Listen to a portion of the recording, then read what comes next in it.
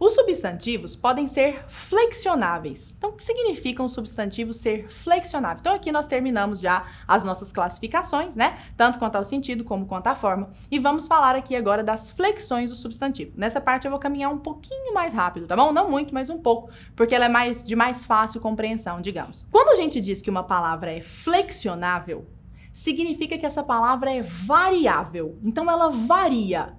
Ela pode variar em função do gênero, no caso substantivo, né? Ela varia em função do gênero, feminino e masculino, em função do número, singular ou plural, e em função do grau. O grau diz respeito ao tamanho da coisa, a intensidade ou ao tamanho da coisa. No caso, o substantivo, ao tamanho da coisa. Os gêneros da palavra, como você está acompanhando aí comigo, são feminino e masculino.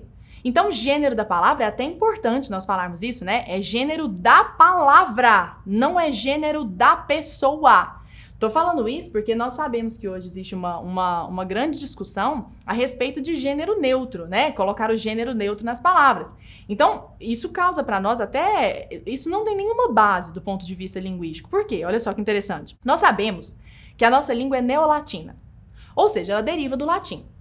Lá no latim, nós tínhamos 3 gêneros. O gênero masculino, o gênero feminino e o chamado gênero neutro. Então, o que era esse gênero neutro? Era justamente isso pelo qual as pessoas hoje reclamam, né? Então, elas reclamam por isso. O gênero neutro, com o passar do tempo, por uma evolução fonética, perdeu a última letra. Então, ele acabou tendo a mesma terminação do gênero masculino, ainda no latim. Esse fenômeno precede a existência da língua portuguesa.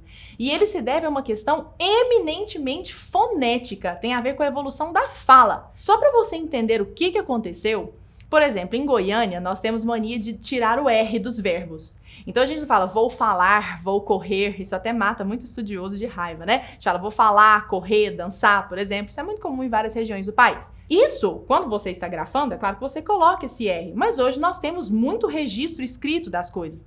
Na época do latim, o que acontecia é que o registro era muito mais oral, infinitamente mais oral. Ou seja, as pessoas falavam e deixavam pedaços de palavra de fora, ou pelo menos uma letra. Foi justamente o que aconteceu. Por uma evolução fonética, ficou de fora a finalização do gênero neutro, e ele acabou terminando com a mesma finalização do gênero masculino. De maneira que hoje, quando nós pegamos uma palavra masculina, essa palavra potencialmente também é neutra. E a prova disso é que quando eu te falo assim, por exemplo, olha, os juízes do estado de São Paulo fizeram uma reunião hoje. Qual é a possibilidade de você perguntar pra mim, mas e as juízas, não fizeram não? Por que você jamais faria essa pergunta? Porque você sabe que a palavra juízes, ainda que esteja no masculino dentro da língua portuguesa, na verdade está trabalhando com uma referência neutra. Então, dentro da palavra juízes moram inclusive as juízas. Agora, olha que curioso isso. Se eu digo para você que as juízas de São Paulo se reuniram, aí você só vai imaginar mulheres. Ou você vai imaginar um homem aí no meio. A que conclusão nós podemos chegar a partir disso?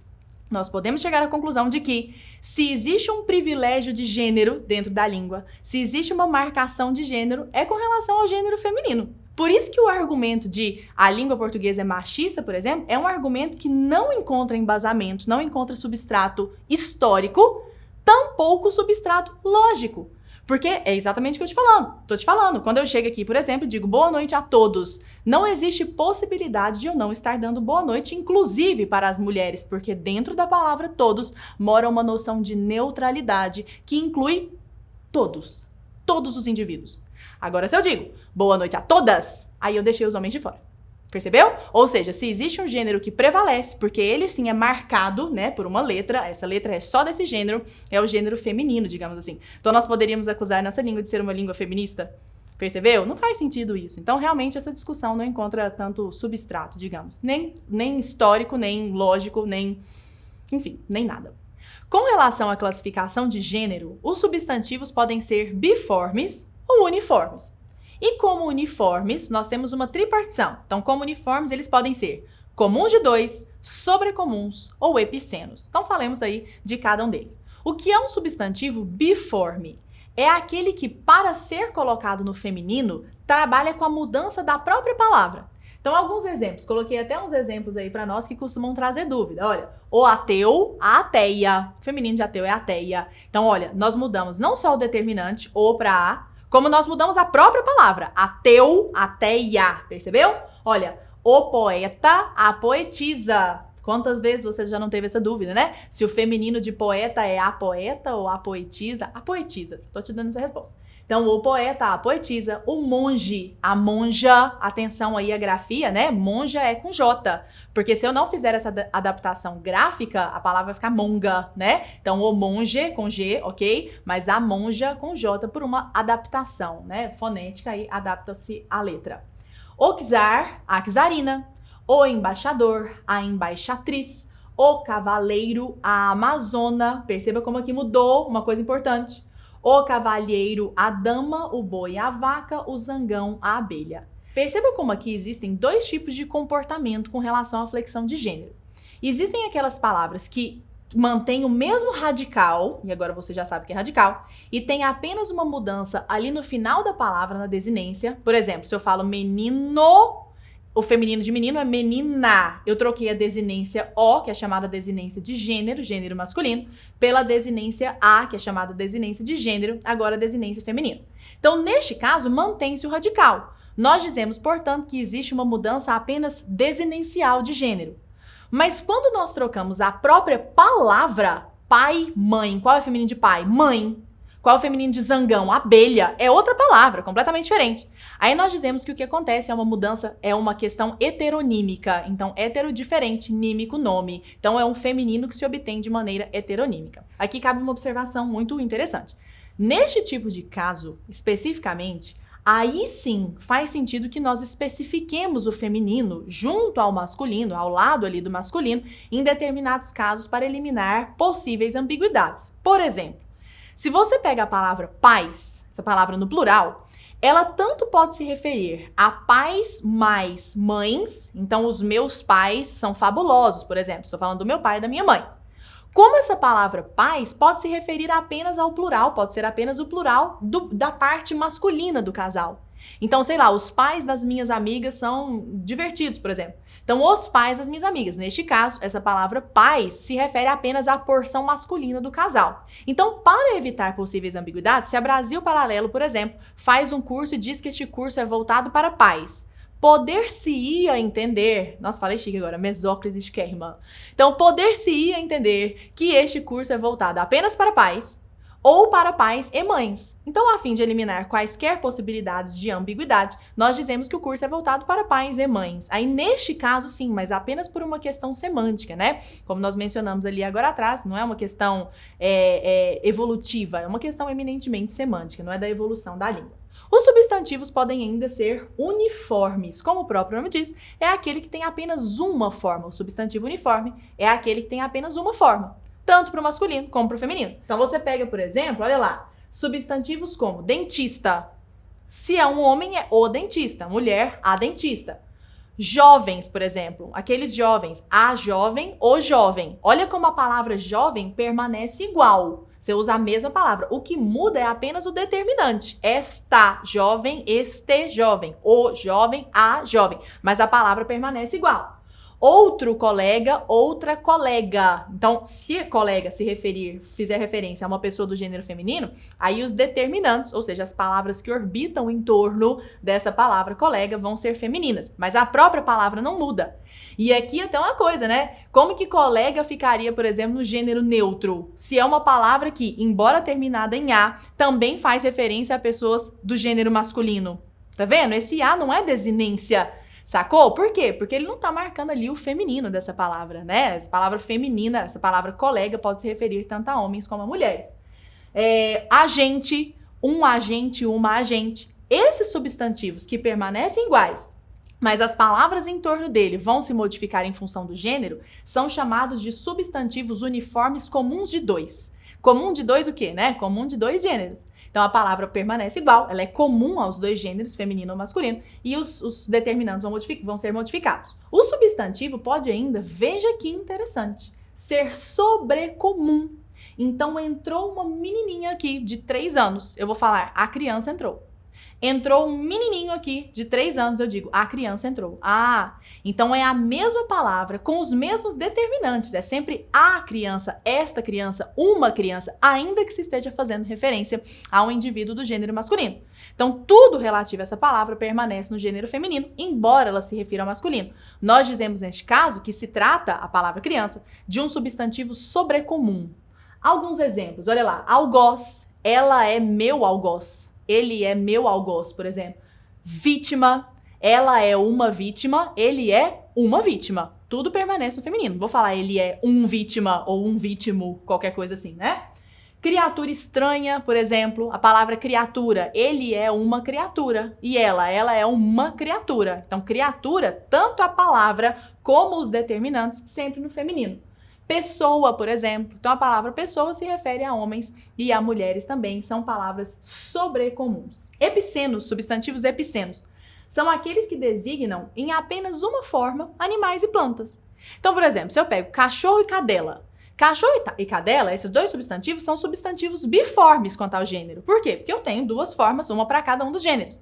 Os substantivos epicenos acontecem quando nós temos apenas uma forma para o gênero masculino e feminino dos animais ou das plantas, dos seres, sem ser humanos.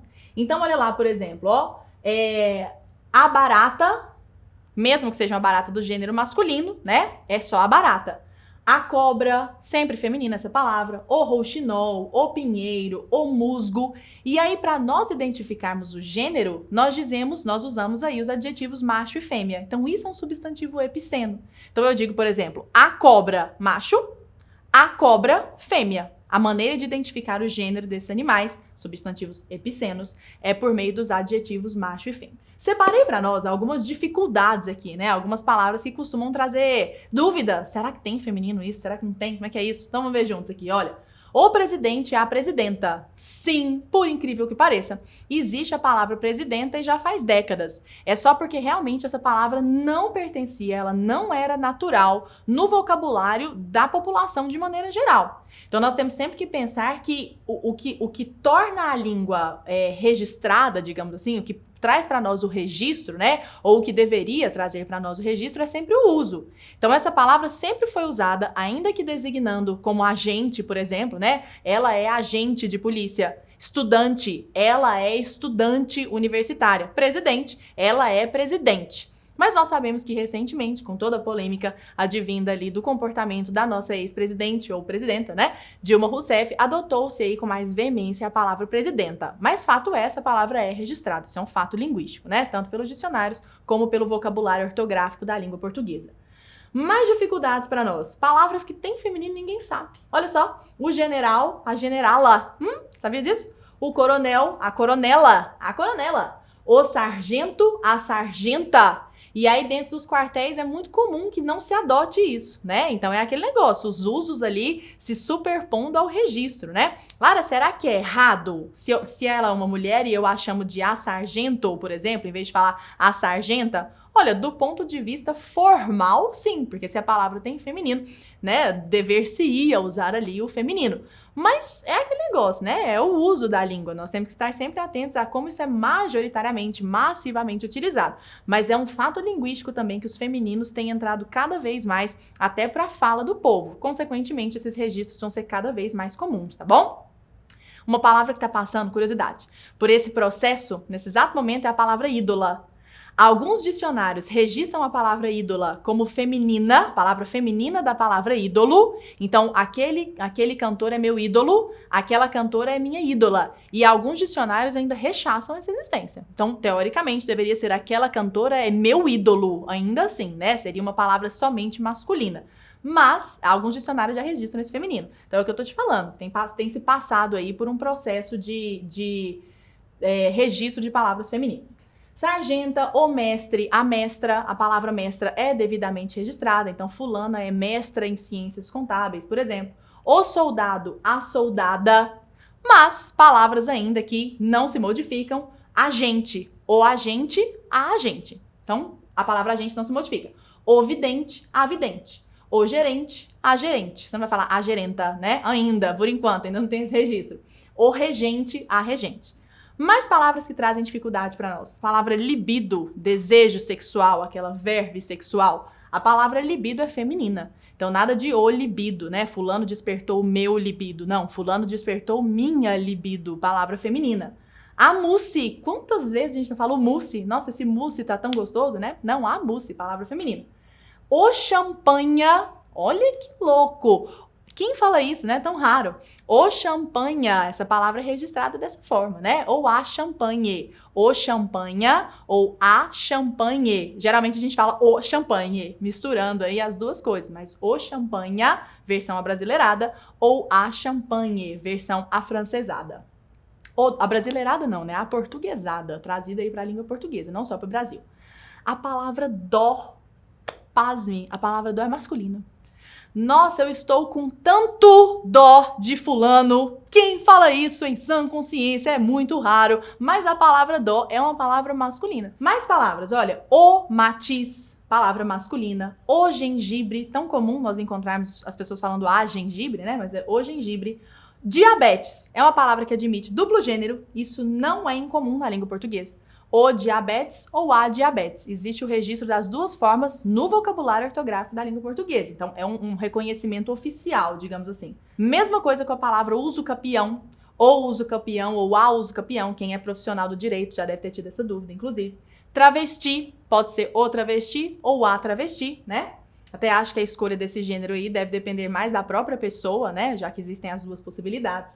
Personagem. Olha, a palavra personagem, interessante fazer essa observação da nossa evolução linguística. Substantivos terminados em gen geralmente são femininos. Então, a filmagem, a garagem, a personagem. Até pouco tempo atrás, esse substantivo era um substantivo sobrecomum. A personagem Maria, a personagem Pedro, por exemplo, era sempre a personagem.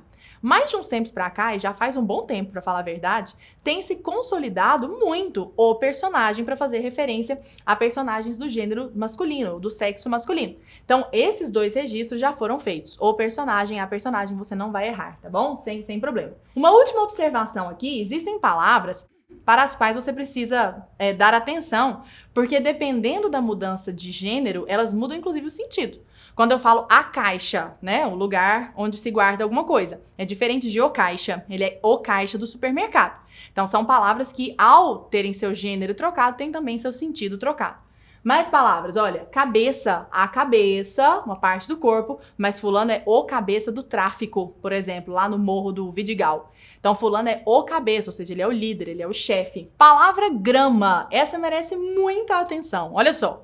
Existe o grama e existe a grama. Veja só, a grama, substantivo feminino, é a gramínea. Tá nascendo ali no chão, você fala, nossa, a grama tá verdinha, a grama está bonita, por exemplo.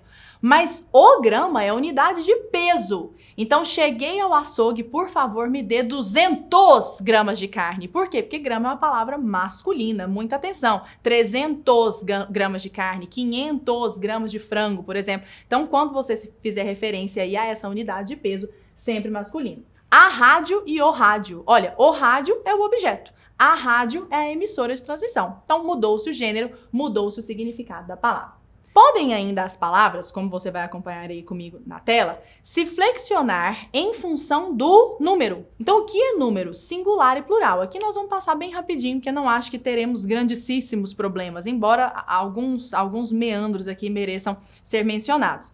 Então, olha só, esse acidente gramatical de colocar a palavra no plural ou deixá-la no singular é o que nós chamamos de flexão de número. Então, pensou em número, pensou em singular ou plural. Por via de regra, o que marca o plural no português, na língua portuguesa, é a letra S. Palavra como vida, vidas. Acrescentei o S, acabou. Caderno, cadernos. Dor, dores. Bando, bandos. E assim por diante. Então, geralmente, o S é o que nós chamamos de desinência de plural. Por quê? Porque ele está marcando o plural. É este pedacinho de palavra, ou seja, este morfema que está marcando o plural. Mas alguns substantivos fogem a isso, por incrível que pareça. Você pega, por exemplo, uma palavra como lápis. Como ônibus, como essas palavras já terminam em S, algumas palavras têm esse comportamento, né? Elas não fazem plural de maneira diferente. Então, o lápis, os lápis, continua sendo lápis. O lápis azul, os lápis azuis. Sei lá, o ônibus grande, os ônibus grandes. Palavra tórax, o tórax aberto, os tórax abertos, tudo bem? Então essa palavra permanece aí sem flexão.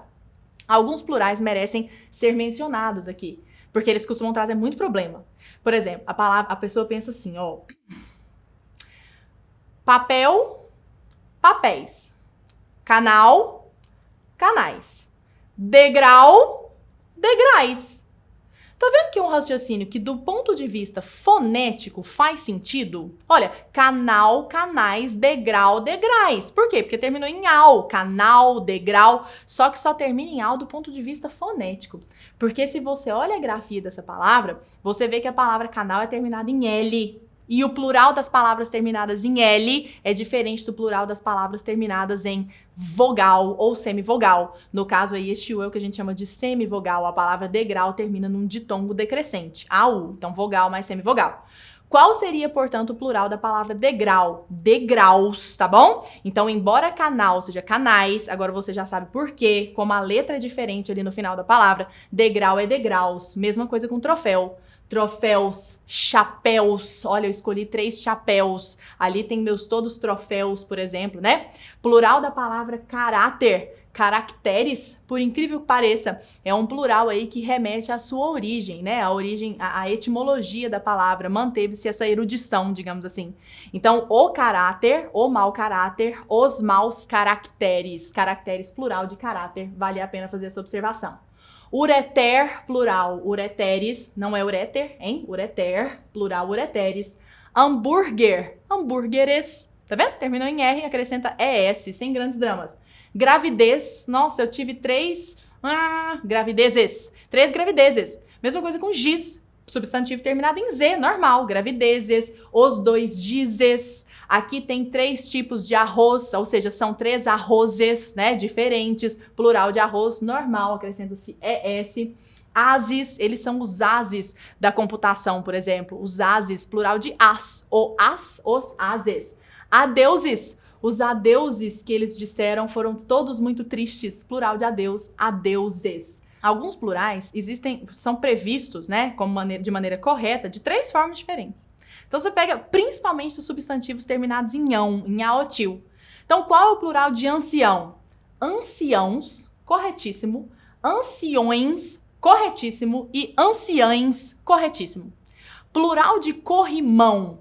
Pela lógica, já que corrimão é onde você corre a mão e a palavra mão faz plural mãos, deveria ser corrimãos. Plural este que é correto, né? Mas a palavra também pode ser flexionada no plural como corrimões. Corrimões? É isso mesmo. Como corrimões, achei que eu tinha anotado errado aqui. Então, como corrimões. Então, também pode haver essa dupla possibilidade. Onde você vai ver isso? Nossa, Lara, se eu quiser saber onde eu vejo. Você já sabe? Se você assistiu a aula 1, você já tá muito esperto. Você sabe que está lá no VOLP, Vocabulário Ortográfico da Língua Portuguesa. Se você jogar lá ancião, você vai ver que ele vai te dar as 3 possibilidades de plural, tá bom? Então, não sofra com esse tipo de dúvida.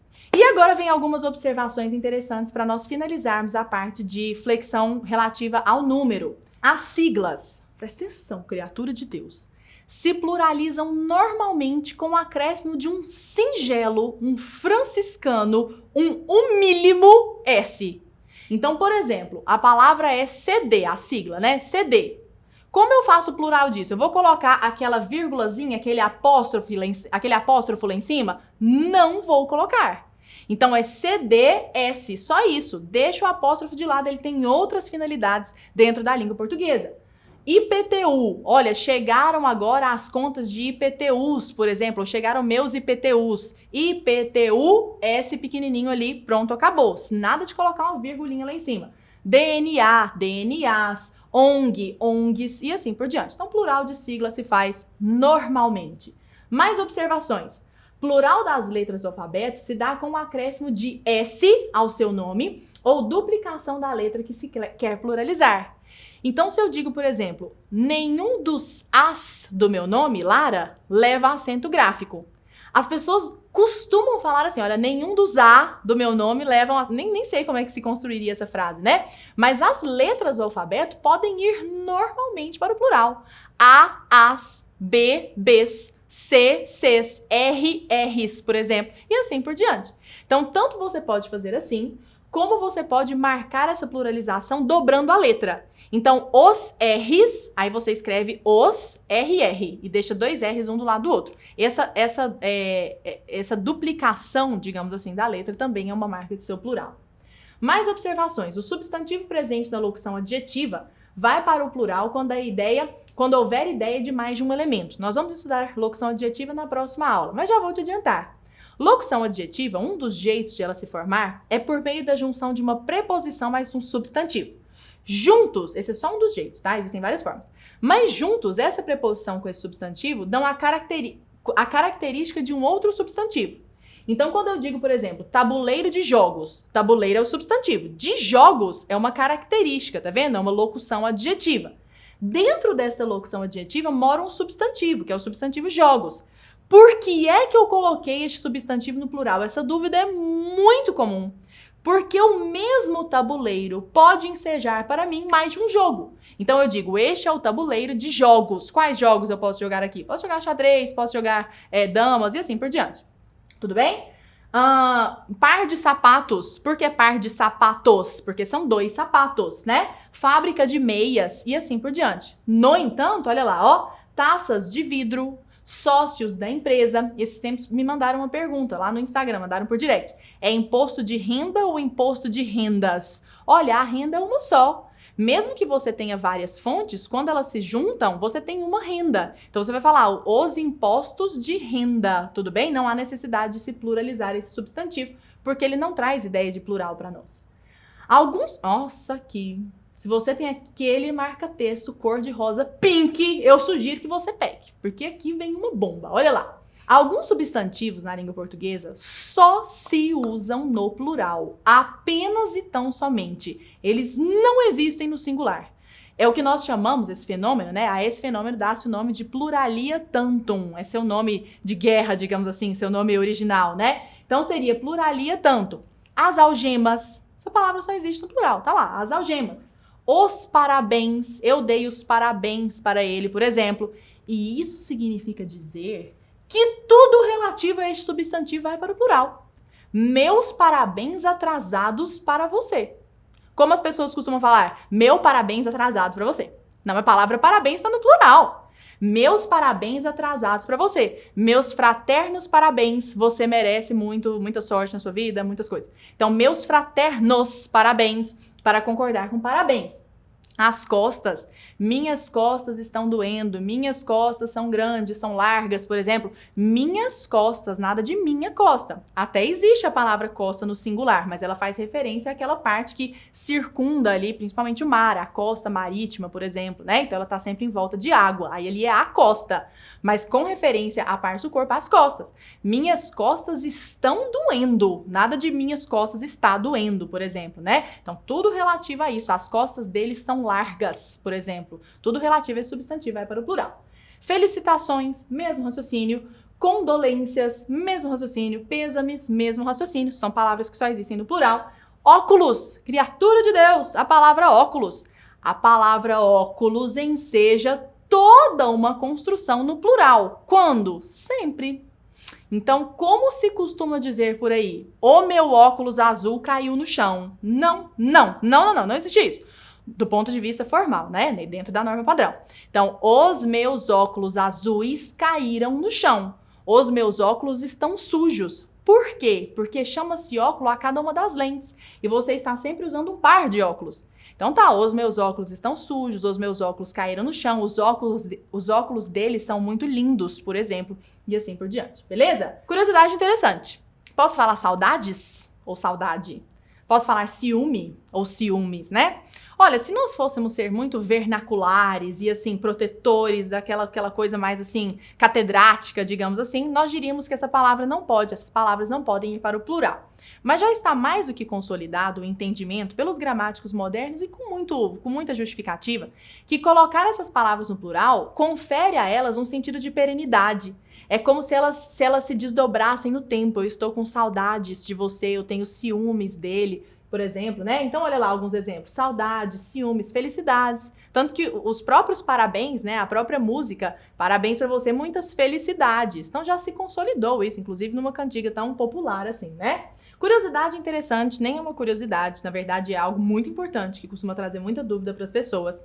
Não é incomum que um substantivo no singular tome o lugar de um substantivo no plural. Num processo, terceira vez que nós vamos falar nessa aula, num processo metonímico. Metonímia, é aquilo que nós já dissemos, é quando existe uma aproximação entre termos tão grande, uma contiguidade, a palavra, tão grande entre os termos, que um pode substituir o outro. Como a noção de indivíduo e coletividade está muito próxima, indivíduo e indivíduos, está muito próxima, substitui-se um pelo outro facilmente. Geralmente, ou na maioria das vezes, o substantivo singular tomando o lugar do plural. Então, quando eu digo, por exemplo, as pessoas sempre têm essa dúvida, a vida das pessoas é muito dura. Aí o pessoal pergunta, bom, mas cada um tem uma vida. Será que eu não deveria falar as vidas das pessoas são muito duras? Se você fizer esse tipo de construção, você pode até incorrer numa dubiedade. Fica parecendo que cada pessoa tem mais de uma vida. Percebeu? As vidas das pessoas. Fulano tem duas, tipo gato, né? Tem 7 vidas. Fulano tem 2, Beltrano tem 3, Cicrano com R, não é ciclano. Cicrano tem 3 vidas e assim por diante. Então, é muito comum que você diga isso. A vida das pessoas é dura, por exemplo. E essa palavra vida no singular tome um caráter naturalmente plural. Ninguém tem dificuldade para entender isso. Por exemplo, o Augusto dos Anjos, um grandíssimo de um pessimista, diz lá nos versos íntimos, eu amo esse poema, ele diz, vês, ninguém assistiu ao formidável enterro de tua última quimera, teu último sonho. E aí estava lá você enterrando seu último sonho e ninguém estava lá para testemunhar. Somente a ingratidão, esta pantera, foi tua companheira inseparável. Acostuma-te à lama que te espera. Olha isso, olha só o que te espera. A lama, tá ruim? Vai piorar. O homem que nesta terra miserável mora entre feras sente a inevitável necessidade de também ser fera, diz o Augusto dos Anjos lá em versos íntimos. E ele ainda continua, toma um fósforo, acende teu cigarro, o beijo amigo é a véspera do escarro, a mão que afaga é a mesma que apedreja, falando aí da ingratidão das pessoas, né, da falsidade, a mão que agora tá te afagando é a mesma que daqui a pouco vai te jogar uma pedra. Mas lá no meio ele diz, o homem que nesta terra miserável mora entre feras sente a inevitável necessidade de também ser fera. Este homem aí é qualquer ser humano. Então, a palavra que, embora esteja no singular e no gênero masculino, claramente envolve todos os seres humanos. Muito comum isso acontecer. Plural de substantivos compostos. Um assunto que costuma trazer tantas dúvidas, né? Olha, basta você se lembrar de que, por via de regra, substantivos, adjetivos e numerais, essas 3 classes gramaticais, quando estiverem dentro de um substantivo composto, variam. Então, por exemplo, você pega primeiro-ministro. Qual é o plural de primeiro-ministro? Olha, primeiro é um numeral. Nós vamos estudar isso em uma das próximas aulas. É um numeral ordinal. Vai para o plural normalmente. O primeiro-ministro, os primeiros ministros. Sem drama. Ar-condicionado. Nós temos aqui um substantivo mais um adjetivo. Qual é o plural de ar-condicionado? Aqueles 2, sem drama. Aqueles 2 ares condicionados estragaram. Ar, substantivo, condicionado, adjetivo, os 2 vão para o plural sem dramalhão.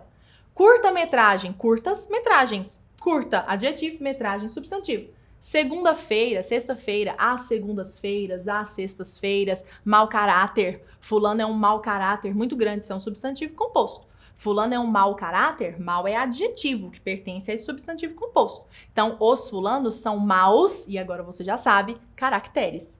Então, o fulano é mau caráter, os fulanos são maus caracteres, tudo bem? Esse é o plural aí de mau caráter. Bom dia, os bons dias que ele me dá são sempre desanimados. Bons dias com hífen. Você já sabe por quê, nem preciso falar.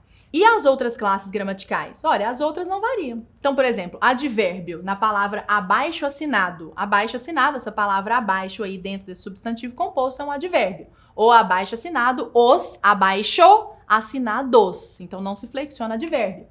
Guarda-roupa, por exemplo, né? O guarda-roupa, os guarda, sem flexionar esse verbo, roupas, substantivo no plural. Ave Maria, ave é uma interjeição, tem como ler para o plural. Então, ave Marias, auto, que é um advérbio, falantes. Aí essas palavras não vão para o plural. Então, palavras compostas que não levam hífen seguem a mesma regra das palavras que têm só um radical. Então, olha lá, o girassol, os girassóis, os pontapés, os manda-chuvas. Não acho que ninguém teria dúvida aqui, né? Observação muito importante. Nos substantivos compostos, nos quais o segundo elemento traga para nós ideia de tipo, semelhança ou finalidade, principalmente a palavra tipo, ajuda muito aqui. Tem-se a possibilidade, e essa é a possibilidade mais erudita, de só se flexionar o primeiro elemento. Então, por exemplo, pombo-correio. O que é um pombo-correio? É um pombo que tem a finalidade de servir como correio.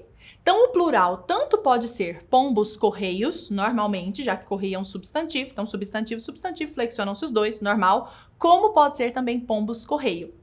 Mesma coisa com bomba-relógio. É uma bomba que funciona como um relógio. Bombas, relógios, ok? Mas a forma mais erudita, digamos assim, bombas, relógio. Banana que se parece com uma maçã. Bananas, maçãs ou bananas, maçã. Públicos, alvo ou públicos, alvos. Para nós finalizarmos, então, a parte de colocação dos substantivos no plural. Quando o substantivo vier com uma preposição no meio, essa dúvida é muito comum, varia só o primeiro elemento. Então, pé de moleque. Plural, não pés de moleques, nada disso. Pés de moleque. Então, tem essa preposiçãozinha de aí no meio, varia só o primeiro elemento. Pores do sol. Nossa, foram lindos os pores do sol durante aquela viagem. Calcanhares de Aquiles, etc. E para nós finalizarmos nossa aula de substantivo, falemos, pois, aqui sobre as flexões de grau. O que é a flexão gradual? Chamamos flexão gradual, que é o adjetivo correspondente a de grau, né? A flexão gradual é a apresentação do substantivo no seu tamanho diminuído ou no seu tamanho aumentado. Isso pode acontecer de duas formas, ou de forma analítica ou de forma sintética. Analítica é quando você adiciona simplesmente um adjetivo. Então, por exemplo, você mantém o substantivo e adiciona um adjetivo. Então, festa grande. Festa grande, eu estou aumentando, estou colocando o tamanho da palavra festa, do substantivo festa, maior. Então, eu faço isso por meio de um adjetivo. Festa grande. Isso é um aumentativo de caráter analítico, né? Forma analítica de aumentativo. Filme gigante, computador imenso, pessoa minúscula, aí aqui já é o diminutivo analítico, porque eu estou usando um adjetivo, isso é só uma nomenclatura interessante de saber. Cadeira miúda, jardim pequeno, não vou entrar muito nisso, porque é mais minúcia, né?